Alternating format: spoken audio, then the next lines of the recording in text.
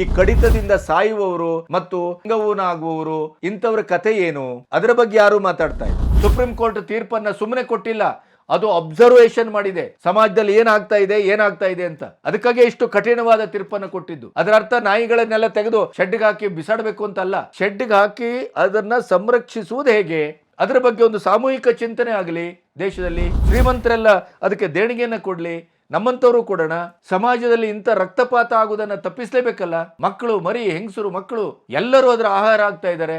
ಅದಕ್ಕೆ rabies injection ಬೇರೆ ಕೊಡೋದಿಲ್ಲ, ಅದು ಸಮರ್ಪಕವಾಗಿಲ್ಲ, ಅಲ್ಲೂ ಭ್ರಷ್ಟಾಚಾರ.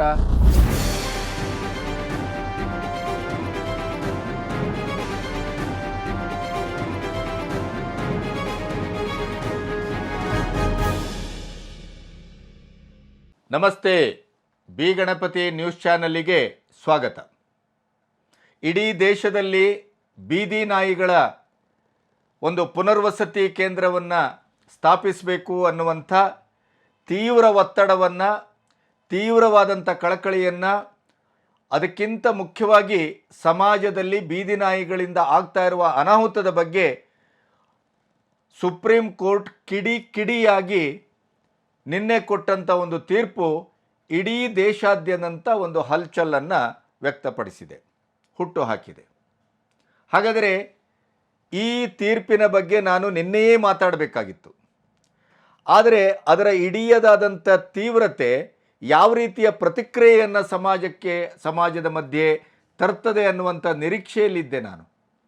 ಇವತ್ತು ಅದನ್ನು ಗಮನಿಸಿದರೆ ಅದು ಬಹಳ ತೀವ್ರವಾದಂಥ ಪ್ರತಿಕ್ರಿಯೆಯನ್ನು ಹುಟ್ಟುಹಾಕಿದೆ. ಸುಪ್ರೀಂ ಕೋರ್ಟಿನ ದ್ವಿಸದಸ್ಯ ಪೀಠ ದೆಹಲಿಯಲ್ಲಿ ಆಗ್ತಾ ಇರುವಂಥ ನಾಯಿ ಕಡಿತದ ತೀವ್ರತೆಯನ್ನು ಸ್ವಯಂ ಪ್ರೇರಿತ ಅರ್ಜಿಯ ಮೂಲಕ ಅದರ ವಿಚಾರಣೆಯ ಹಂತದಲ್ಲಿ ಗಮನಿಸಿ ಎಷ್ಟು ತರಾಟೆಗೆ ತೆಗೆದುಕೊಂಡಿದೆ ಆಡಳಿತಾತ್ಮಕ ವ್ಯವಸ್ಥೆಯನ್ನು ಅಂತಂದರೆ, ಬೀದಿ ನಾಯಿ ಕಡಿತದಿಂದ ಸತ್ತರೆ ಆ ಸತ್ತವರ ಜೀವವನ್ನು ನೀವು ತಂದು ಕೊಡ್ತೀರಾ ಅನ್ನುವಂಥ ಮಾತನ್ನು ಕೇಳಿದೆ.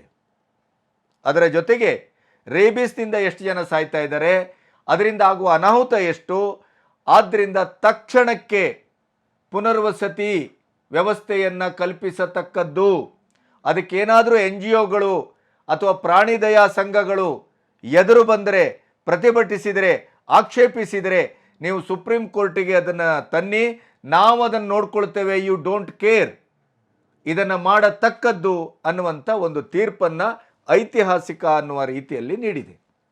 ಇದು ಪ್ರಾಣಿ ಪ್ರಿಯರನ್ನು, ಶ್ರೀಮಂತರನ್ನು, ಶ್ವಾನಪ್ರಿಯರನ್ನು ಬಹುತೇಕವಾಗಿ ಕೆರಳಿಸಿದೆ, ನೋಯಿಸಿದೆ.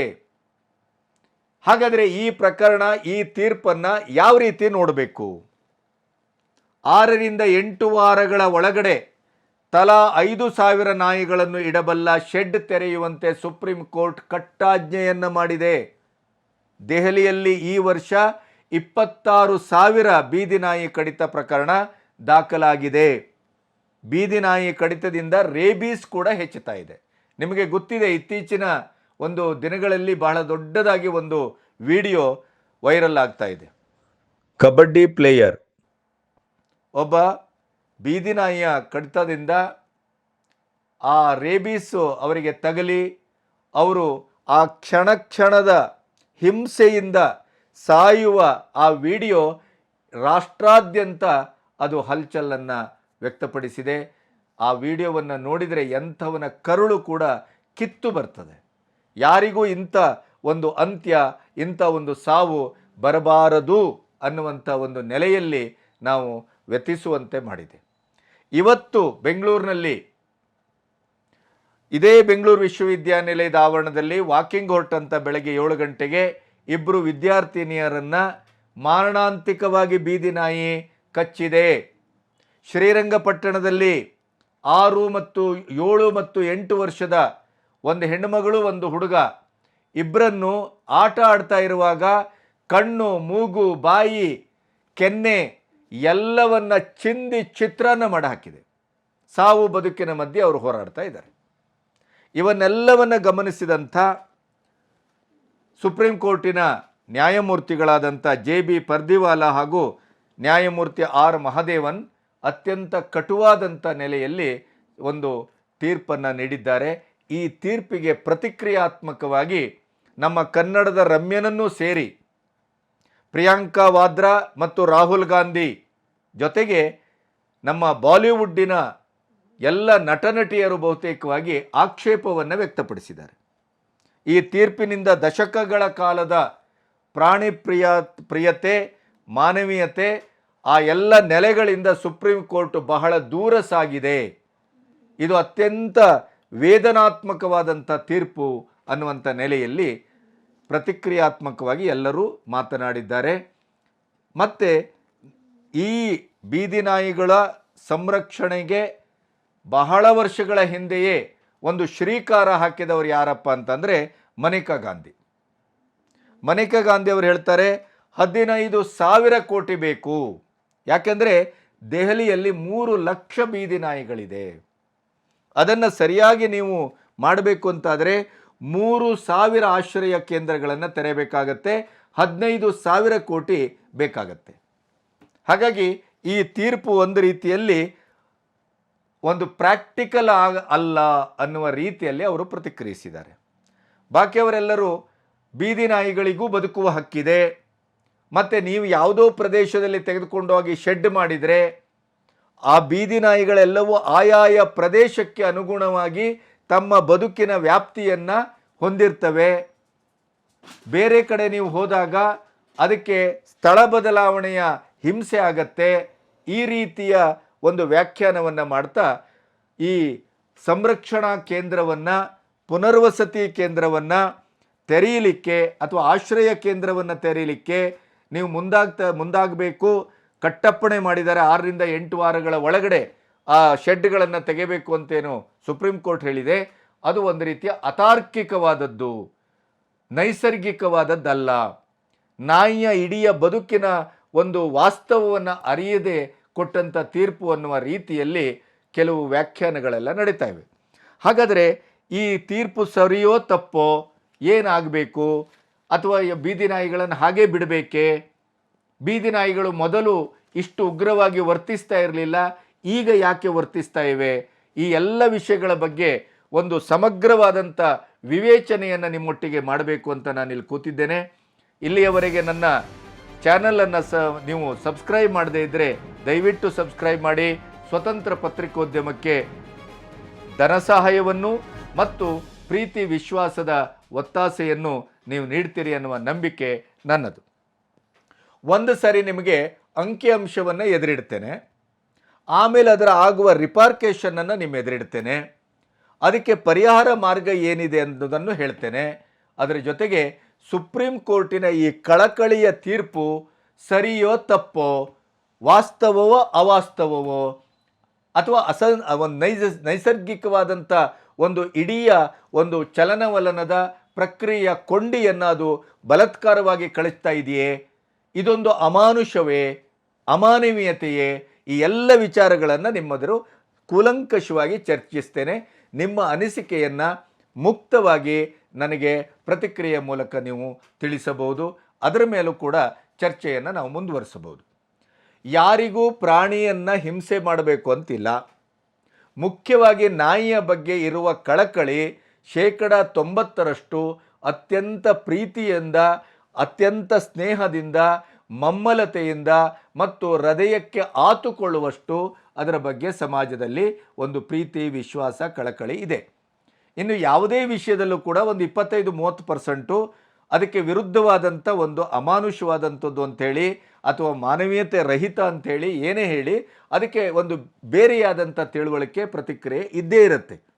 ಆದರೆ ಈ ಬೀದಿ ನಾಯಿಗಳ ಹಾವಳಿ ಇತ್ತೀಚಿನ ದಶಕಗಳಲ್ಲಿ ಎಷ್ಟು ವಿಪರೀತ ಆಗಿದೆ ಅಂತಂದರೆ ನೀವು ಅದನ್ನು ನಿರೀಕ್ಷೆ ಮಾಡಲಿಕ್ಕೂ ಸಾಧ್ಯ ಇಲ್ಲ. ಹಾಗಾದರೆ ಯಾಕೆ? ಒಂದು ಬದಲಾದ ಪರಿಸರ, ಬದಲಾದಂಥ ವ್ಯವಸ್ಥೆ, ಮತ್ತು ಬೀದಿಗಳಲ್ಲಿ ಹೆಜ್ಜೆ ಹೆಜ್ಜೆಗೆ ಫುಡ್ ಜಾಯಿಂಟ್ಗಳು, ಪಬ್ಲಿಕ್ಕಲ್ಲಿ ಈ ಚಲಿಸುವ ಹೋಟೆಲ್ಗಳು ಅಥವಾ ಫುಡ್ ಜಾಯಿಂಟ್ಗಳು ಹುಟ್ಕೊಂಡಿರುವುದು ಕೂಡ ನಾಯಿಗಳೆಲ್ಲವೂ ಹುಲಿಗಳಾಗ್ತಾ ಇವೆ. ಇವತ್ತು ಯಾವುದೂ ನಾಯಿಗಳು ಆಹಾರ ಇಲ್ಲದೇ ಬಳಲುವಂಥ ಪರಿಸ್ಥಿತಿ ಬೀದಿಗಳಲ್ಲಿ ಇಲ್ಲ. ಅಲ್ಲಿ ಕಬಾಬ್ ಸೆಂಟರ್ಗಳು, ನಾನ್ ವೆಜ್ ಸೆಂಟರ್ಗಳು ಇತ್ಯಾದಿಗಳು ನಾಯಿ ಕೊಡೆಗಳ ಹಾಗೆ ಹುಟ್ಕೊಂಡಂಥ ಪ್ರಯುಕ್ತ ಸಿಕ್ಕಲ್ಲಿ ಅದನ್ನು ಬಿಸಾಡಲಾಗ್ತದೆ. ಮತ್ತು ಯಾವತ್ತೂ ನೋಡಿ, ಒಂದು 15-20 ವರ್ಷಗಳ ಹಿಂದೆ ಮತ್ತು ಇವತ್ತು ನೋಡಿ, ಅಥವಾ ಒಂದು ದಶಕ ಅಂತಲೇ ಇಟ್ಕೊಳ್ಳಿ, ಊರೂರಲ್ಲಿ ಎಲ್ಲೋ ಒಂದು ಕಡೆ ಸಾಂಪ್ರದಾಯಿಕವಾಗಿ ಹಬ್ಬ ಹರಿದಿನಗಳಲ್ಲಿ ತಿನ್ನುವಂಥ ವ್ಯವಸ್ಥೆ ಇತ್ತು. ಮಾಂಸಾಹಾರ, ಕೋಳಿ ಕೊಯ್ಯೋದು ಅಂತಂದರೆ ವಾರ್ಷಿಕವಾಗಿ ಕೆಲವು ಕಾರ್ಯಕ್ರಮಗಳು ಅಂತ ಇರ್ತಾ ಇದ್ದವು.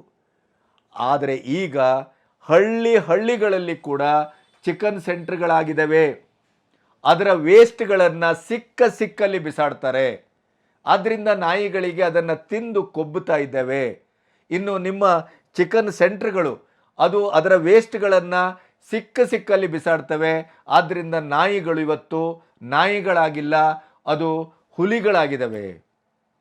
ಕೊಬ್ಬಿ ಅದು ತದ್ವ ವರ್ತಿಸ್ತವೆ. ಅದರ ಪರಿಣಾಮ ಏನಾಗ್ತಾ ಇದೆ? ನಾವು ಸಾಮಾಜಿಕವಾದಂಥ ಒಂದು ಸ್ವಚ್ಛತಾ ವ್ಯವಸ್ಥೆಯನ್ನು ಸರಿಯಾಗಿ ಇಟ್ಕೊಂಡಿಲ್ಲ. BBMP ಅಥವಾ ನಗರ ಪಾಲಿಕೆ ಅಲ್ಲಲ್ಲಿ ನಾಯಿ ಕೊಡೆಗಳಾಗಿ ಹುಟ್ಟುಕೊಂಡಂಥ ಈ ಫುಡ್ ಜಾಯಿಂಟ್ಗಳ ವೇಸ್ಟ್ಗಳನ್ನು ವಿಲೇವಾರಿಯನ್ನು ಸಮರ್ಪಕವಾಗಿ ಮಾಡ್ತಾ ಇದ್ದಾರಾ ಇಲ್ವ ಅನ್ನುವಂಥ ಯಾವುದೇ ವಿಚಕ್ಷಣ ಒಂದು ಭಾವವೂ ಇಲ್ಲ.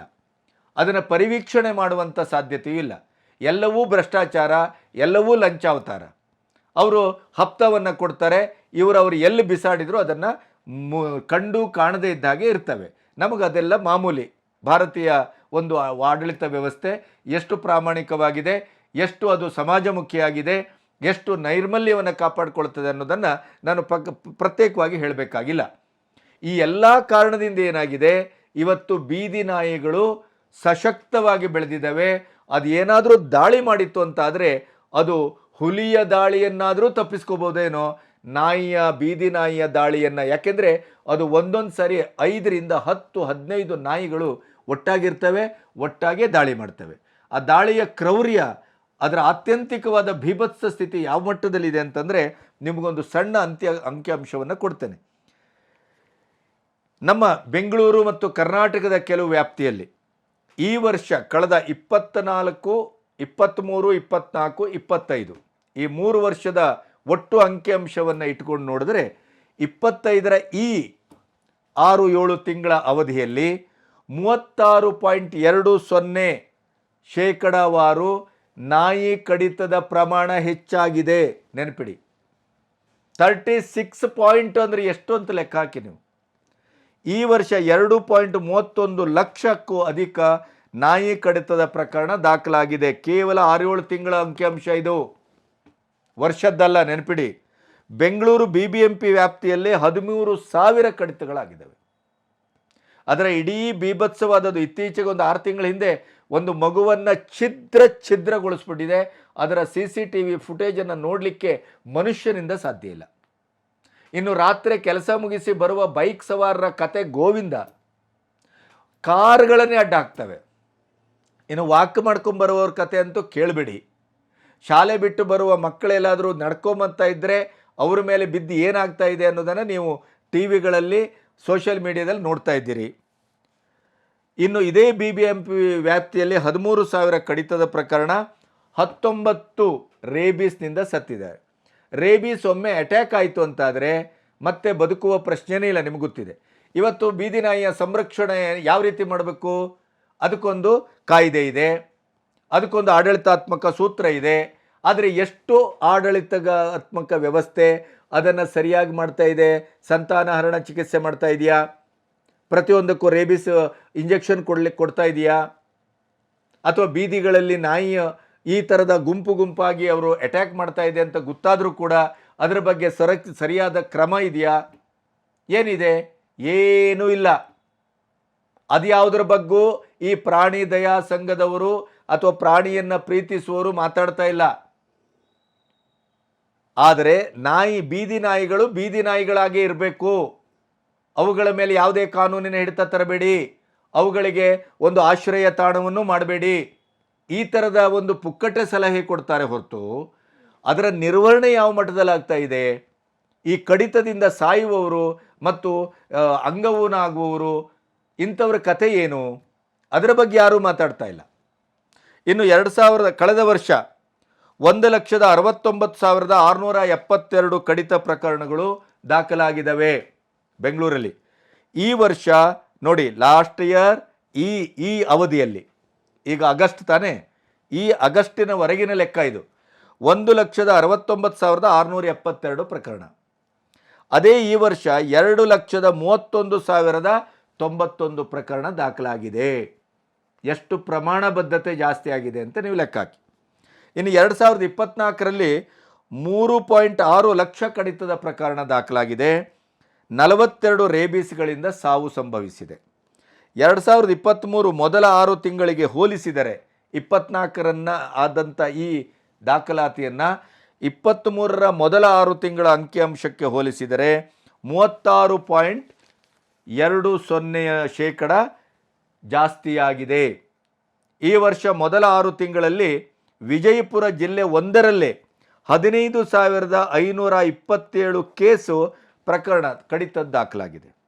BBMP ವ್ಯಾಪ್ತಿಯಲ್ಲಿ 13,831, ಹಾಸನ 13,338 ಪ್ರಕರಣ ಕಡಿತದ್ದು, ದಕ್ಷಿಣ ಕನ್ನಡ 12,524 ಕಡಿತ ಪ್ರಕರಣ, ಬಾಗಲಕೋಟೆ 12,392 ಕಡಿತದ ಪ್ರಕರಣ.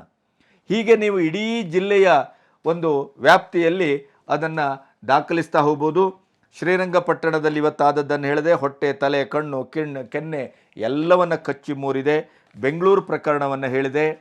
ಈ ಎಲ್ಲ ಪ್ರಕರಣಗಳನ್ನು ದೃಷ್ಟಿಯಲ್ಲಿ ಇಟ್ಟುಕೊಂಡು ಸುಪ್ರೀಂ ಕೋರ್ಟ್ ಸಮಾಜದಲ್ಲಿ ಆಗ್ತಾ ಇರುವಂಥ ಈ ರಕ್ತಪಾತವನ್ನು ನಿಲ್ಲಿಸಲಿಕ್ಕೆ ಪರ್ಯಾಯ ಮಾರ್ಗ ಇರುವುದು, ಅದಕ್ಕೆ ಆಶ್ರಯ ತಾಣವನ್ನು ಮಾಡುವಂಥದ್ದು. ಆದ್ದರಿಂದಲೇ ಸುಪ್ರೀಂ ಕೋರ್ಟ್ ಎಷ್ಟು ಕಟುವಾಗಿ ಹೇಳಿದೆ ಅಂತಂದರೆ, NGOಗಳು ಇಲ್ಲದೇ ಇದ್ದರೆ ಪ್ರಾಣಿ ದಯಾ ಸಂಘಗಳೇನಾದರೂ ಇದಕ್ಕೆ ಅಡೆತಡೆ ಒಡ್ಡುವ ಪ್ರಶ್ನೆ ಬಂದರೆ ನಾವೇ ಇದ್ದೇವೆ ಅದನ್ನು ರಕ್ಷಿಸಲಿಕ್ಕೆ, ನಾವೇ ಇದ್ದೇವೆ, ಆ ಕಗ್ಗಂಟನ್ನು ಬಿಡಿಸ್ತೇವೆ, ನೀವೇನೂ ಯೋಚನೆ ಮಾಡಬೇಡಿ, 6ರಿಂದ 8 ವಾರಗಳ ಒಳಗಡೆ ಶೆಡ್ಡನ್ನು ಮಾಡತಕ್ಕದ್ದು ಅಂತ. ಅದೇ ರೀತಿಯಲ್ಲಿ ಇವತ್ತು ಕರ್ನಾಟಕದ ವಿಧಾನಸಭೆ ಮತ್ತು ಮೇಲ್ಮನೆಯಲ್ಲಿ ಕೂಡ ಚರ್ಚೆ ತಾರಕಕ್ಕೆ ಹೋಯಿತು. ಬೆಂಗಳೂರಿನಲ್ಲೂ ಈ ಥರದ್ದೆಲ್ಲ ಬೀಭತ್ಸ ಘಟನೆಗಳಾಗ್ತಾ ಇದೆ. ಸುಪ್ರೀಂ ಕೋರ್ಟಿನ ಪ್ರಕಾರ ಆಶ್ರಯ ತಾಣವನ್ನು ಮಾಡಿ, ತಮಿಳುನಾಡಲ್ಲಿ ಈಗಾಗಲೇ ಆರ್ಡರ್ ಮಾಡಿ ಆಗಿದೆ. ಈಗ ದೇಶಾದ್ಯಂತ ಇದಕ್ಕೆ ವಿರೋಧ ವ್ಯಕ್ತವಾಗಿದೆ. ಶ್ರೀಮಂತರು ಅವರವರ ಮನೆಯಲ್ಲಿ ಸಾಕುವ ನಾಯಿಗಳನ್ನು ದೃಷ್ಟಿಯಲ್ಲಿ ಇಟ್ಟುಕೊಂಡು ಈ ಮಾತಾಡ್ತಾ ಇದ್ದಾರೆ. ಇವತ್ತೊಂದು ಪ್ರಕರಣವೂ ದಾಖಲಾಗಿದೆ. ಸಾಕು ನಾಯಿಯೇ ಯಜಮಾನನ ಕಿವಿಯನ್ನೇ ಕತ್ತರಿಸಾಕಿದೆ. ಈಗ ನಮ್ಮ ಮನೆಯಲ್ಲೂ ನಾಯಿ ಇದೆ. ನಾವು ನಾಯಿಯನ್ನು ಎಷ್ಟು ಪ್ರೀತಿಸ್ತೇವೆ ಅಂತಂದರೆ ಅದರ ಬಗ್ಗೆ ನಿಮಗೆ 5 ಎಪಿಸೋಡ್ ಮಾಡಬಲ್ಲೆ ನಾನು.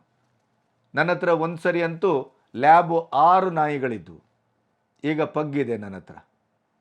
ಅವನ ಪ್ರೀತಿ, ವಿಶ್ವಾಸ, ನಮ್ಮ ಹತಾಶ ಅಥವಾ ನಮ್ಮ ಕುಸಿದಂಥ ಪ್ರಕರಣ, ನಾವು ಯಾವುದೋ ಒಂದು ನೋವಿನಿಂದ ಬಳಲ್ತಾ ಇರುವಾಗ ಅದು ನಮಗೆ ಕೊಡುವ ಸಾಂತ್ವನ. ನಾಯಿಯ ಬಗ್ಗೆ ನಿಮಗೆ ಮಾತಾಡ್ತಾ ಹೋದರೆ ಆಯುಷ್ಯ ಪೂರ್ತಿ ಮಾತಾಡ್ಬೋದು, ಅದ್ರ ಬಗ್ಗೆ ಪ್ರಶ್ನೆನೇ ಇಲ್ಲ. ಆದರೆ ಬೀದಿ ನಾಯಿಗಳು ಅಂತ ಬಂದಾಗ ಅದಕ್ಕೆ ಅದರದೇ ಆದಂಥ ಸಂರಕ್ಷಣಾ ವಿಧಿವಿಧಾನ ಇರಬೇಕು ಅಂತ ಸುಪ್ರೀಂ ಕೋರ್ಟ್ ಇದೆಲ್ಲವನ್ನು ಗಮನಿಸಿಯೇ ಮಾಡಿದೆ, ಬರೀ ಸುಮ್ಮನೆ ಆರ್ಡರ್ ಕೊಟ್ಟಿಲ್ಲ. ಹಾಗಾದರೆ ಇದು ಪರಿಹಾರ ಏನು? ಸುಪ್ರೀಂ ಕೋರ್ಟಿನ ನ್ಯಾಯಕ್ಕೆ ಆಗಿದ್ರೆ ಮಾನವೀಯತೆಯ ಸ್ಪರ್ಶವೇ ಇಲ್ವಾ? ನ್ಯಾಯಮೂರ್ತಿಗಳಿಗೆ ಸಮಾಜದ ಬಗ್ಗೆ ಕಳಕಳಿ ಇಲ್ವಾ? ನಾಯಿಯ ಬಗ್ಗೆ ಒಂದು ಮಾನವೀಯತೆಯ ಗುಣಗಳ ಧರ್ಮಗಳೇ ಇಲ್ವಾ ಅವರಿಗೆ? ಹಾಗಿದ್ರೆ ಶೂಟೌಟ್ ಮಾಡಿ ಅಂತ ಹೇಳ್ತಿದ್ರು, ಅವರು ಶೂಟೌಟ್ ಮಾಡಿ ಅಂತ ಹೇಳಲಿಲ್ಲ. ಅವರು ಹೇಳಿದ್ದೇನು? ನೀವು ಅದಕ್ಕೆ ಪರ್ಯಾಯ ವ್ಯವಸ್ಥೆ ಕಲ್ಪಿಸಿ. ಹಾಗಾದರೆ ಇದಕ್ಕೆ ಪರಿಹಾರ ಏನು ಸಾಧ್ಯವಿದೆಯಾ? ಈಗ ಮನೇಕಾ ಗಾಂಧಿ ಹೇಳ್ತಾರೆ, ದೆಹಲಿ ಒಂದರಲ್ಲೇ 3,000 ಆಶ್ರಯ ತಾಣಗಳು ಬೇಕು, 15,000 ಕೋಟಿ ಬೇಕು. ಎಲ್ಲಿದೆ? ಕರ್ನಾಟಕಕ್ಕೆ ಬಂದ್ರಂತೂ ಕೇಳಬೇಡಿ, ಮನುಷ್ಯರಿಗೆ ಆಶ್ರಯ ತಾಣ ಇಲ್ಲ, ಮನುಷ್ಯರಿಗೆ ಸಂಬಳ ಇಲ್ಲ, ಮನುಷ್ಯರಿಗೆ ಯಾವುದೇ ಒಂದು ಕೊಂಡುಕೊಳ್ಳುವ ವ್ಯವಸ್ಥೆ ಮುಂದಾಗ್ಲಿಕ್ಕೆ ಸಾಧ್ಯ ಇಲ್ಲ. ಎಲ್ಲದಕ್ಕೂ ಅವರು ಬಿಟ್ಟಿ ಭಾಗ್ಯದ ಪರಿಣಾಮವಾಗಿ ದಿವಾಳಿ ಎದ್ದ ಕರ್ನಾಟಕದಲ್ಲಿ ಎಲ್ಲದಕ್ಕೂ ಗಾಳಿಗೊಂದು ಟ್ಯಾಕ್ಸ್ ಹಾಕಿಲ್ಲ, ಬಾಕಿ ಎಲ್ಲ ಟ್ಯಾಕ್ಸ್ ಹಾಕ್ಲಿಕ್ಕೆ ಹೊರಟಿದ್ದಾರೆ. ಅವರಿನ ಆಶ್ರಯ ತಾಣ ಎಲ್ಲಿಂದ ಮಾಡ್ತಾರೆ? ಇಂಥ ಪರಿಸ್ಥಿತಿಯಲ್ಲಿ ಬೀದಿ ನಾಯಿಗಳ ಆಶ್ರಯ ತಾಣವನ್ನು ಹೇಗೆ ಮಾಡಲಿಕ್ಕೆ ಸಾಧ್ಯ ಅನ್ನುವಂಥದ್ದು ಒಂದು ಪ್ರಶ್ನೆ. ಹಾಗಾದರೆ ಇದಕ್ಕೆ ಪರಿಹಾರ ಏನು? ನಾನು ಹೇಳೋದು, ಈ ಶ್ರೀಮಂತರು, ಈ ನಟನಟಿಯರು, ರಾಹುಲ್ ಮತ್ತು ಪ್ರಿಯಾಂಕಾ ವಾದ್ರಾನಂಥವರು ಇಷ್ಟೆಲ್ಲ ಮಾತಾಡ್ತಾರಲ್ಲ, ಮಾನವೀಯತೆ ಇಲ್ಲ, ಅಮಾನುಷವಾದ ತೀರ್ಪು, ಬೀದಿ ನಾಯಿಗಳ ಮೇಲೆ ಅವರು ದಬ್ಬಾಳಿಕೆ ಮಾಡ್ತಾ ಇದ್ದಾರೆ, ಈ ಥರದ ಎಲ್ಲ ಮಾತುಗಳು ಬರ್ತಾ ಇದೆಯಲ್ಲ. ಹಾಗಾದರೆ ನಾನು ಒಂದು ಮಾತು ಹೇಳ್ತೇನೆ, ಇದೇ ಶ್ರೀಮಂತರು ಅಥವಾ ನಮ್ಮಂಥವರು ಸೇರಿ ಈ ಆಶ್ರಯ ತಾಣಕ್ಕೆ ನಾವು ಹೇಗೆ ಕಾರ್ಗಿಲ್ ಯುದ್ಧಕ್ಕೋ ಅಥವಾ ಬೇರೆ ಬೇರೆ ದೇಶ ಆಪತ್ತಿನಲ್ಲಿದ್ದಾಗೋ ನಾವು ₹1 ಹಿಡಿದು 10 ರೂಪಾಯಿವರೆಗೂ ಕೊಡ್ಬೋದು ಅಂತ ಏನೋ ನಾವು ಮಾಡ್ತಿದ್ವಲ್ಲ, ಸರ್ಕಾರನೂ ಹೇಳಿತ್ತು. ಆ ರೀತಿಯಲ್ಲಿ ಇವತ್ತು ಬೀದಿ ನಾಯಿಗಳ ಸಂರಕ್ಷಣೆಯನ್ನು ನಿಜವಾಗಿಯೂ ಮಾಡಬೇಕು ಅಂತಾದರೆ ಮಾನವೀಯತೆ ಇದ್ದಂಥವರು, ಪ್ರಾಣಿ ಪ್ರಿಯರು ಅದಕ್ಕೆ ಒಂದು ದಾನ ಮಾಡುವಂಥ ಪ್ರಕ್ರಿಯೆ ಮಾಡಿ. ನಾವೇನು ಮಾಡ್ತೇವೆ, ಮಾಡೋಣ, ಅದಕ್ಕೆ ಆ ಬಗ್ಗೆ ಒಂದು ವ್ಯವಸ್ಥೆಯನ್ನು ಹುಟ್ಟುಹಾಕೋಣ. ನಾವೇ ಅವರ ಸಂರಕ್ಷಣೆಗೆ ನಮ್ಮ ಕೈಲಾದ ಸಹಾಯ ಮಾಡೋಣ. ಆವಾಗ ಬೀದಿ ನಾಯಿಗಳು ಉಳಿತವೆ. ಆ ಬೀದಿ ನಾಯಿಗಳಿಂದ ಸಾಯುವ ವ್ಯಕ್ತಿಗಳು ಬದುಕ್ತಾರೆ. ಮಕ್ಕಳು, ಮರಿಗಳು, ವಾಕಿಂಗ್ ಹೋಗುವವರು, ಹೆಂಗಸರು, ಮಕ್ಕಳು ಎಲ್ಲರ ಮೇಲೆ ದಾಳಿಯನ್ನು ಇವತ್ತು ಆಗ್ತಾ ಇದೆ. ಇದು ಅತ್ಯಂತ ಅಮಾನುಷ ದಾಳಿ ಅಲ್ವಾ? ಇದಕ್ಕೆ ಮಾನವೀಯತೆ ಸ್ಪರ್ಶ ಬೇಡವಾ? ಆ ಬೀದಿ ನಾಯಿಗಳಿಂದ ಕಚ್ಚಿಸಿಕೊಂಡು ಜೀವನವನ್ನು ಕಳ್ಕೊಳ್ಳುವವರ ಬಗ್ಗೆ ನಮಗೆ ಕಳಕಳಿ ಬೇಡವಾಗಾದರೆ? ಸುಪ್ರೀಂ ಕೋರ್ಟಿನ ತೀರ್ಪನ್ನು ಈ ರೀತಿಯಲ್ಲಿ ಯಾಕೆ ನಾವು ವ್ಯಾಖ್ಯಾನಿಸಬಾರ್ದು? ಬೀದಿ ನಾಯಿಗಳನ್ನು ಸಂರಕ್ಷಣೆ ಮಾಡಬೇಕು ಅಂತ ಹೇಳಿದ್ದಾರೆ. ಆಶ್ರಯ ತಾಣ ಮಾಡಿ. ಆಶ್ರಯ ತಾಣೆಯನ್ನು ಬ್ಯೂಟಿಫುಲ್ ಆಗಿ ಮಾಡ್ಬೋದಲ್ಲ? ಸಮಾಜದವರು ಎಲ್ಲರೂ ಅದಕ್ಕೆ ದೇಣಿಗೆ ಕೊಡೋಣ. ದೇವಸ್ಥಾನಕ್ಕೆ ಹುಂಡಿಗೆ ಹಾಕಿ ಯಾವ್ಯಾವುದೋ ಸರ್ಕಾರದ ದರಿದ್ರ ಕೆಲಸಗಳಿಗೆ ಅದನ್ನು ಬಳಸುವ ಬದಲು ನಾವು ಬೀದಿ ನಾಯಿಯ ಸಂರಕ್ಷಣೆಗೆ ನಾವೆಲ್ಲರೂ ನಮ್ಮ ಕೈಲಾದ ಸಹಾಯವನ್ನು ಮಾಡೋಣ. ಅದಕ್ಕೆ ಒಂದು ಸರಿಯಾದ ಮಾರ್ಗವನ್ನು ಹುಡುಕಿ, ಅದಕ್ಕೆ ಒಂದು ಸರಿಯಾದ ಆ ಫಂಡ್ ಎಲ್ಲೂ ಇದನ್ನು ಏನು ಬೇರೆ ರೀತಿಯಲ್ಲಿ ಮಿಸ್ಯೂಸ್ ಆಗದೆ ಇದ್ದಾಗೆ ಅದಕ್ಕೊಂದು ವ್ಯವಸ್ಥೆ ಮಾಡೋದ್ರ ಬಗ್ಗೆ ನಾವು ಸಾಮೂಹಿಕವಾಗಿ ಚಿಂತನೆ ಮಾಡ್ಬೋದಲ್ಲ. ಸರ್ಕಾರಕ್ಕೆ ಕರ್ನಾಟಕ ಗೌರ್ಮೆಂಟ್ಗಂತೂ ನಾವು ಬೀದಿ ನಾಯಿ ಸಂರಕ್ಷಣೆಗೆ ಅಂತ ಕೊಟ್ಟರೆ ಅವರು ಅದರಲ್ಲೂ ಪರ್ಸಂಟೇಜು, ಅದರಲ್ಲೂ ಬಕಪಕ್ಷಿಗಳು, ಅದನ್ನು ಬೇರೆ ಯಾವುದೋ ಒಂದು ಗ್ಯಾರಂಟಿಗೆ ಯೂಸ್ ಮಾಡ್ತಾರೆ. ಅವರು ದೇವರಣೆಗೂ ನಾಯಿ ಸಂರಕ್ಷಣೆಗೂ ಆಶ್ರಯ ತಾಣಕ್ಕೋ ನಮ್ಮ ದೇಣಿಗೆಯನ್ನು ಅವರು ಪ್ರಾಮಾಣಿಕವಾಗಿ ಬಳಸ್ತಾರೆ ಅಂತ ನಾನು ನಂಬುವುದೇ ಇಲ್ಲ. ಆದ್ದರಿಂದ ಅದಕ್ಕೆ ಅದರದೇ ಆದಂಥ ಒಂದು ಪ್ರತ್ಯೇಕ ವ್ಯವಸ್ಥೆ ಆಗಬೇಕು. ಆ ದೃಷ್ಟಿಯಲ್ಲಿ ಪ್ರಾಣಿ ದಯಾ ಸಂಘ, NGOಗಳು, ಈ ಶ್ರೀಮಂತರು ಗಾಜಿನ ಮನೆಯಲ್ಲಿ ಕೂತ್ಕೊಂಡು ದೇಶದ ಬಗ್ಗೆ ಮಾನವೀಯ ಪಾಠವನ್ನು ಮಾಡ್ತಾರಲ್ಲ ಅವರು, ಆಮೇಲೆ ಈ ಕಂತ್ರಿ ರಾಜಕಾರಣಿಗಳು ತಲೆಮಾರುಗಳಿಗೆ ನಾನು ಸತ್ರು ನಂದೊಂದು 10 ತಲೆಮಾರು ಕೂತು ಊಟ ಮಾಡಬೇಕು, ದುಡ್ದು ಊಟ ಮಾಡೋದು ಬೇಡ, ಯಾಕೆಂದರೆ ನಾನು ಹೊಡೆದು ಇಟ್ಟಿರ್ತೇನೆ ದುಡ್ಡನ್ನು ಅಂತ ಲಕ್ಷ ಕೋಟಿಯನ್ನು ದೇಶದ ತೆರಿಗೆಯ ಎಲ್ಲರ ಕಣ್ತಪ್ಪಿಸಿ ಕೂಡಿಡ್ತಾರಲ್ಲ ಅವರು ಇಂಥದಕ್ಕೆ ದಾನ ಮಾಡಲಿ. ಪ್ರಿಯಾಂಕಾ ಗಾಂಧಿ ವಾಡ್ರಾ, ರಾಹುಲ್ ಗಾಂಧಿ ಮೊದಲು ತಮ್ಮ ದೇಣಿಗೆಯನ್ನು ಕೊಟ್ಟು ಶುರು ಮಾಡಲಿ ಅಲ್ಲ. ಅದು ಮಾಡೋದಿಲ್ಲ. ಪುಕ್ಕಟ್ಟು ಸಲಹೆ, ಪುಕ್ಕಟ್ಟು ಮಾನವೀಯತೆ ಪಾಠ. ಬೀದಿಯಲ್ಲಿ ಸಾಯುವವರು ನಿಮ್ಮ ಮಕ್ಕಳಲ್ಲ. ನಿಮ್ಮ ಮಕ್ಕಳು ಗಾಜಿನ ಮನೆಯಲ್ಲಿರ್ತಾರೆ, ನಿಮ್ಮ ಮಕ್ಕಳು ಪ್ರೊಟೆಕ್ಟಿವ್ ಆಗಿರ್ತಾಳೆ. ನೀವು ವಾಕಿಂಗ್ ಹೋಗುವವರು ನಿಮ್ಮ ಗನ್ಮ್ಯಾನ್ಗಳಿರ್ತಾರೆ.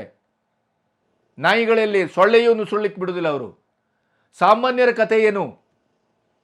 ಸುಪ್ರೀಂ ಕೋರ್ಟ್ ತೀರ್ಪನ್ನು ಸುಮ್ಮನೆ ಕೊಟ್ಟಿಲ್ಲ, ಅದು ಅಬ್ಸರ್ವೇಷನ್ ಮಾಡಿದೆ. ಸಮಾಜದಲ್ಲಿ ಏನಾಗ್ತಾ ಇದೆ ಅಂತ. ಅದಕ್ಕಾಗಿ ಇಷ್ಟು ಕಠಿಣವಾದ ತೀರ್ಪನ್ನು ಕೊಟ್ಟಿದ್ದು. ಅದರ ಅರ್ಥ ನಾಯಿಗಳನ್ನೆಲ್ಲ ತೆಗೆದು ಶೆಡ್ಗೆ ಹಾಕಿ ಬಿಸಾಡಬೇಕು ಅಂತಲ್ಲ. ಶೆಡ್ಗೆ ಹಾಕಿ ಅದನ್ನು ಸಂರಕ್ಷಿಸುವುದು ಹೇಗೆ, ಅದರ ಬಗ್ಗೆ ಒಂದು ಸಾಮೂಹಿಕ ಚಿಂತನೆ ಆಗಲಿ ದೇಶದಲ್ಲಿ. ಶ್ರೀಮಂತರೆಲ್ಲ ಅದಕ್ಕೆ ದೇಣಿಗೆಯನ್ನು ಕೊಡಲಿ, ನಮ್ಮಂಥವರು ಕೊಡೋಣ. ಸಮಾಜದಲ್ಲಿ ಇಂಥ ರಕ್ತಪಾತ ಆಗುವುದನ್ನು ತಪ್ಪಿಸಲೇಬೇಕಲ್ಲ. ಮಕ್ಕಳು, ಮರಿ, ಹೆಂಗಸರು, ಮಕ್ಕಳು ಎಲ್ಲರೂ ಅದರ ಆಹಾರ ಆಗ್ತಾ ಇದ್ದಾರೆ. ಅದಕ್ಕೆ ರೇಬಿಸ್ ಇಂಜೆಕ್ಷನ್ ಬೇರೆ ಕೊಡೋದಿಲ್ಲ, ಅದು ಸಮರ್ಪಕವಾಗಿಲ್ಲ, ಅಲ್ಲೂ ಭ್ರಷ್ಟಾಚಾರ. ಹಾಗಾಗಿ ಸುಪ್ರೀಂ ಕೋರ್ಟ್ ಕೊಟ್ಟಂಥ ತೀರ್ಪನ್ನು ಕೇವಲ ವಿರೋಧಿಸೋದು, ರಮ್ಯವಾಗಿ ಟ್ವೀಟ್ ಮಾಡೋದು, ಮಾನವೀಯತೆಯ ನೆಲೆಯಲ್ಲಿ ಏನು ನಾಯಿಯನ್ನು ಬಹಳ ಶ್ರೇಷ್ಠವಾಗಿ ನಾವೇನೋ ಪ್ರೀತಿಯಿಂದ ಸಾಕ್ತೇವೆ ಅನ್ನುವಂಥ ನೆಲೆಯಲ್ಲಿ ಪೋಸ್ ಕೊಡೋದು ಅವೆಲ್ಲ ಬೇಡ. ನಾಯಿ ಪ್ರೀತಿ ಎಲ್ಲರಿಗೂ ಇದೆ. ಶ್ರೀಮಂತರಿಗೆ ಅದೊಂದು ಖಯಾಲಿ, ಶ್ರೀಮಂತರು ಹೆಚ್ಚು ಪ್ರೀತಿಸ್ತಾರೆ ಅಂತ ನಾವು ತಿಳ್ಕೊಂಡಿದ್ದೇವೆ. ಆದರೆ ಅವರು ದುಡ್ಡಿದೆ ಅಂತ ಅದಕ್ಕೊಂದು ಆಳು ಕಾಳು ಇಟ್ಟು ಸಂಭ್ರಮವಾಗಿ ಇಟ್ಕೊಂಡು ಅದರ ಮೇಲೂ ಒಂದು ಮಜಾ ತಗೊಳ್ತಾರೆ. ನಮ್ಮಂಥ ಸಾಮಾನ್ಯರಿಗೆ ನಾಯಿ ಬಗ್ಗೆ ಸಾಕಷ್ಟು ಕಳಕಳಿ ಇದೆ, ಪ್ರೀತಿ ಇದೆ. ಸಾಮಾನ್ಯರಿಗೆ ಯಾರಿಗೂ ನಾಯಿಯನ್ನು ಕಂಡ್ರೆ ವಿರೋಧಿಸಬೇಕು ಅಂತಿಲ್ಲ. ಆದರೆ ನಾಯಿಯಿಂದ ಆಗುವ ಅನಾಹುತವನ್ನು ತಪ್ಪಿಸಿಕೊಳ್ಳಿಕ್ಕೆ ಒಂದು ಸಾಮಾಜಿಕವಾದ ಪರಿಹಾರ ಮಾರ್ಗವನ್ನು ಸುಪ್ರೀಂ ಕೋರ್ಟ್ ಕಂಡುಕೊಂಡಿದೆ. ಆ ಪರಿಹಾರ ಮಾರ್ಗಕ್ಕೆ ಪೂರಕವಾದಂಥ ಇನ್ಫ್ರಾಸ್ಟ್ರಕ್ಚರನ್ನು ಹೇಗೆ ಕಟ್ಟುವುದು ಅನ್ನೋದನ್ನು ಈ ಶ್ರೀಮಂತರು, ಈ ತೋರಿಕೆಯ ಪೋಸ್ ಕೊಡುವಂಥ ನಾಯಿ ಪ್ರಿಯರು, ಶ್ವಾನ ಪ್ರಿಯರು ಅವರು ಯೋಚನೆ ಮಾಡಬೇಕು. ಸುಪ್ರೀಂ ಕೋರ್ಟ್ ತೀರ್ಪು ಕೊಟ್ಟದ್ದು ಯಾವ ರೀತಿಯಲ್ಲೂ ಅಮಾನುಷವಾದದ್ದಲ್ಲ. ಅದು ಸಾಮಾಜಿಕವಾದ ಕಳಕಳಿಯಿಂದ ಕೊಟ್ಟ ತೀರ್ಪು. ಸಮಾಜದಲ್ಲಿ ಆಗ್ತಾ ಇರುವಂಥ ಈ ಹಗಲು ಒಂದು ಆ ದಾಳಿ ಇದೆಯಲ್ಲ, ಈ ರಕ್ತ ಹರಿಸುವಂಥ ಈ ನಾಯಿಗಳ ಕೆಲಸ, ಆ ನಾಯಿಗಳು ರಾಕ್ಷಸಾಕಾರದಲ್ಲಿ ಬೀದಿಯಲ್ಲಿ ಮಾಂಸ ಗೀವ್ಸ ಅದು ಇದು ಎಲ್ಲ ತಿಂದು ತೇಗಿ ಹೆಬ್ಬುಲಿಯಾಗಿದೆಯಲ್ಲ, ಅದರ ಬಾಯಿಗೆ ಬಿದ್ದು ಸಾಮಾನ್ಯ ಮನುಷ್ಯರು ಜೀವನವನ್ನು ಕಳ್ಕೊಳ್ತಾ ಇರೋದನ್ನು ನೋಡಿ ಅದು ಕಳಕಳಿಯಿಂದ ತೀರ್ಪು ಕೊಟ್ಟಿದೆ. ಆ ತೀರ್ಪಿಗೆ ಬದ್ಧವಾಗಿ ನಾವೇನು ಮಾಡಬಹುದು ಅನ್ನೋದನ್ನು ಯೋಚನೆ ಮಾಡಬೇಕೇ ಹೊರತು ಏಕದಮ್ ನಾವು ತೀರ್ಪಿನ ವಿರುದ್ಧವಾಗಿಯೋ ಅಥವಾ ನಮಗೆ ಮಾತ್ರ ಶ್ವಾನಪ್ರಿಯರು ನಾವು ಬಾಕಿಯವರೆಲ್ಲ ನಾಯಿಗೆ ಗುಂಡಾಕಿ ಕೊಲ್ಲಬೇಕು ಅಂತ ಹೇಳುವಂಥ ನಿಷ್ಕರುಣಿಗಳು ಅಂತ ಯೋಚನೆ ಮಾಡಬೇಡಿ. ಸಮಾಜದಲ್ಲಿ ಆಗ್ತಾ ಇರುವಂಥ ವಾಸ್ತವವನ್ನು ಅರ್ಥ ಮಾಡ್ಕೋಬೇಕು. ಬೀದಿ ನಾಯಿಗಳಿಗೆ ಅದರದೇ ಆದಂಥ ಒಂದು ಬದುಕುವ ಹಕ್ಕು ಇದೆ, ಅದಕ್ಕೆ ಜೀವಿಸುವ ಹಕ್ಕು ಇದೆ, ಎಲ್ಲವೂ ಇದೆ. ಅದರ ಅರ್ಥ ಅದು ಸಮಾಜದ ಮೇಲೇ ಕಂಡಲ್ಲಿ ದಾಳಿ ಮಾಡ್ತದೆ, ಮನುಷ್ಯರನ್ನು ಸಾಯಿಸ್ತದೆ, ಮನುಷ್ಯರನ್ನು ಚಿಂದಿ ಉಡಾಯಿಸ್ತದೆ ಅನ್ನೋದನ್ನು ನೋಡಿಕೊಂಡು ಕೂಡ ಹಾಗೆ ಕೂತ್ಕೋಬೇಕು ಅನ್ನೋದು ಅದು ಪ್ರಾಣಿ ದಯೆಯೂ ಅಲ್ಲ ಅಥವಾ ಅದು ಮಾನವೀಯತೆಯೂ ಅಲ್ಲ. ಇಲ್ಲಿ ನಿಮಗೆ ಮಾನವೀಯತೆಯನ್ನು ವ್ಯಕ್ತಪಡಿಸ್ತಿದ್ದೀರಿ. ಲಕ್ಷಾಂತರ ಜನ ಸಾಯ್ತಾ ಇದ್ದಾರಲ್ಲ, ಲಕ್ಷಾಂತರ ಜನರ ಮೇಲೆ ದಾಳಿ ಆಗ್ತಾ ಇದೆಯಲ್ಲ, ಅದು ಅಲ್ಲಿ ಮಾನವೀಯತೆ ಬೇಡವಾ ನಮಗೆ? ಅವರ ಸಂರಕ್ಷಣೆ ಮಾಡೋದು ಹೇಗೆ ಅಂತ ಯಾರು ಯೋಚನೆ ಮಾಡ್ತಾ ಇದ್ದೀರಾ? ಆಮೇಲೆ ಈ ಪ್ರಾಣಿ ದಯಾ ಸಂಘದವರು, ಪ್ರಾಣಿ ದಯಾ ಪ್ರಿಯರಿಗೆ ನಾನು ಒಂದು ಮಾತು ಕೇಳ್ತೇನೆ. ಕೆಚ್ಚಲ ಕತ್ತರಿಸ್ತಾ ಇದ್ದಾರೆ, ಕುತ್ತಿಗೆ ಕತ್ತರಿಸ್ತಾ ಇದ್ದಾರೆ, ಕಾಲು ಕಡಿತಾ ಇದ್ದಾರೆ, ಗಬ್ಬದ ಹಸುವನ್ನು ಕೊಲ್ತಾ ಇದ್ದಾರೆ. ತೀರ್ಥಹಳ್ಳಿಯಲ್ಲಿ ಪ್ರಕರಣ ದಾಖಲಾಗಿದೆ. ನೆಲಮಂಗಲದಲ್ಲಿ 2 ಹಳ್ಳಿಕಾರನ್ನ ಕುತ್ತಿಗೆ ಕಡಿದು ಬಿಸಾಡೋಗಿದ್ದಾರೆ. ಇದರ ಬಗ್ಗೆ ಯಾರು ಮಾತಾಡೋದಿಲ್ಲ. ಪ್ರಿಯಾಂಕಾ ಗಾಂಧಿ ಮಾತಾಡ್ತಾನ, ಪ್ರಿಯಾಂಕಾ ವಾಡ್ರಾ ಮಾತಾಡ್ತಾಳ, ಅಥವಾ ರಾಹುಲ್ ಗಾಂಧಿ ಮಾತಾಡ್ತಾರ, ಈ ಸಿನಿಮಾ ನಟಿಯರು ಮಾತಾಡೋದಿಲ್ಲ. ಯಾಕೆ ಹೇಳಿ? ಅಲ್ಲಿ ಮಾತಾಡೋದು ಕೂಡ ಧರ್ಮ ಬರ್ತದೆ, ಹಿಂದೂ ಧರ್ಮ ಅಂತ ಆಗ್ಬಿಡ್ತದೆ. ಅಂದರೆ ಇಡೀ ದೇಶದ ಆಕಳನ್ನು ಪ್ರೀತಿಸುವವರು ಹಿಂದೂಗಳು ಮಾತ್ರ. ಪ್ರಾಣಿಜನ್ಯ ಯಾವುದೇ ವಸ್ತುವನ್ನು ಇದು ಮಾಡೋದಿಲ್ಲ, ತುಪ್ಪ ಬೆಣ್ಣೆ ಯಾವುದು ತಿನ್ನುವುದಿಲ್ಲ. ಆಗಿದ್ರೆ ಇವರು ನಾಯಿಗಳ ಬಗ್ಗೆ ಇಷ್ಟು ತುಡಿತೀರಲ್ಲ, ಅದೇ ಪ್ರೀತಿಯನ್ನು ಆ ಅಮಾನುಷವಾಗಿ ಆ ಮೂಕ ಪ್ರಾಣಿ ಆ ಹಸುವನ್ನು ಕಡ್ದು ಕೆಚ್ಚಲು ಕರೆದು ಇದು ಮಾಡಿ ಇಡೀದಾಗಿ ರಕ್ತ ಪಿಪಾಸು ಥರ ವರ್ತಿಸ್ತಾ ಇದ್ದಾರಲ್ಲ, ಅವ್ರ ಬಗ್ಗೆ ಯಾಕೆ ಮಾತಾಡ್ತಾ ಇಲ್ಲ ನೀವು? ಇದರ ಬಗ್ಗೆ ಮಾತಾಡೋರು ಅದರ ಬಗ್ಗೆ ಮಾತಾಡಬೇಕಲ್ಲ. ಎಲ್ಲರೂ ಜನಪ್ರಿಯತೆಯ ಹಿಂದೆ ಬಿದ್ದಿದ್ದಾರೆ. ನಾವೊಂದು ಭಯಂಕರ ಕಳಕಳಿ ಅಂತ ತೋರಿಸ್ಕೋಬೇಕು ಅಂತ ಹೊರಟಿದ್ದಾರೆ ಹೊರತು ಇವರಿಗೆ ಸಮಾಜದಲ್ಲಿ ಒಂದು ಸರಿಯಾದಂಥ ವ್ಯವಸ್ಥೆ ನಿರೂಪಗೊಳ್ಳಬೇಕು ಅನ್ನುವಂಥ ಯಾವ ಕಳಕಳಿಯೂ ಇಲ್ಲ. ಈ ಪುಟಗೋಸಿ ಪ್ರೀತಿ ಪ್ರೇಮ ಇವೆಲ್ಲವೂ ಇದೆಯಲ್ಲ ಪ್ರಾಣಿಗಳ ಮೇಲೆ, ಇದೆಲ್ಲವೂ ಅವರವರದೇ ಆದಂಥ ಒಂದು ಶ್ರೀಮಂತಿಕೆಯನ್ನು, ತಮ್ಮದೇ ಆದ ವ್ಯಕ್ತಿತ್ವವನ್ನು, ತಾವು ಇದರ ಬಗ್ಗೆ ಭಯಂಕರ ಕಳಕಳಿ ಇದೆ ಅಂತ ತೋರಿಸ್ಕೊಳ್ಳುವಂಥ ಒಂದು ಬುದ್ಧಿಯೇ ಹೊರತು ಇದು ನಿಜವಾದ್ದಲ್ಲ. ನಿಜವಾದ್ದಾದರೆ ಆ ಸುಪ್ರೀಂ ಕೋರ್ಟಿನ ತೀರ್ಪಿಗೆ ತಕ್ಕಾಗಿ ಅದಕ್ಕೊಂದು ಆವರಣ ಸೃಷ್ಟಿ ಮಾಡಲಿಕ್ಕೆ ಮುಂದಾಗೋಣ. ನಮ್ಮಂಥವರು ಇದ್ದೇವೆ, ಎಲ್ಲರೂ ಸೇರ್ಕೊಳ್ಳೋ, ಅದಕ್ಕೆ ಚಿಂತನೆ ಮಾಡಿ. ಅದನ್ನು ವಿರೋಧಿಸುವುದಷ್ಟೇ ಅಲ್ಲ, ಆ ಬೀದಿ ನಾಯಿಗಳಿಂದ ಆಗುವ ಅನಾಹುತವನ್ನು ನೀವು ಕಡೆಗಣಿಸಿ, ಬೀದಿ ನಾಯಿಗಳು ಹಾಗೆ ಇರಬೇಕು, ಅದು ಖಚಿತನೇ ಇರಬೇಕು, ಇಲ್ಲಿ ಸಾಯ್ತಾನೆ ಇರಬೇಕು, ಅಲ್ಲಿ ಮನೆ ದೀಪ ಆರ್ತಾನೆ ಇರಬೇಕು ಮಕ್ಕಳ ಮೂಲಕ ಇನ್ನೊಬ್ಬರ ಮೂಲಕ ಅಂತ ನೀವು ಆಶಿಸ್ತೀರಿ ಅಂತಾದರೆ ನೀವು ವಾಸ್ತವವನ್ನು ಅರ್ಥ ಮಾಡ್ಕೊಂಡಿಲ್ಲ ಅಂತ ಅರ್ಥ. ಸುಪ್ರೀಂ ಕೋರ್ಟು ವಾಸ್ತವವನ್ನು ಅರ್ಥ ಮಾಡ್ಕೊಂಡು ಮಾತಾಡಿದೆ, ನೀವು ಅವಾಸ್ತವಿಕವಾಗಿ ಅತಾರ್ಕಿಕವಾಗಿ ಮಾತಾಡ್ತಾ ಇದ್ದೀರಿ ಅಂತ ಅರ್ಥ. ನಮಸ್ತೆ.